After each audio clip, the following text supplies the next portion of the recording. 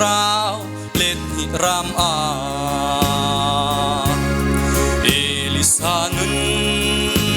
lam thuan zul ahar e sak le tu forna lam thuan chutan hu a len hi thla chua thei pa chu kan zun lai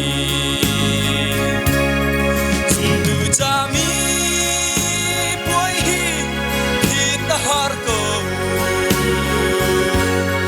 ke sung to ne ram cha har na chu a ka vui vai i ka shum ruang mang to ne rao chiang hi ka kal ta min ta David anun lam thuan song har e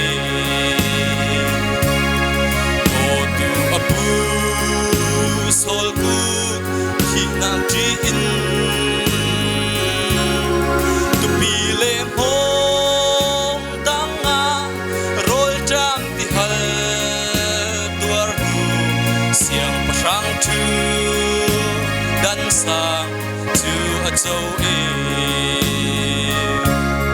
sum tu cha mi puai hi phi ta har ko sung to ne ram cha har na chung a ka vui vai i ka shum ruang mang to ne ka rau thiang hi ka kal ta ta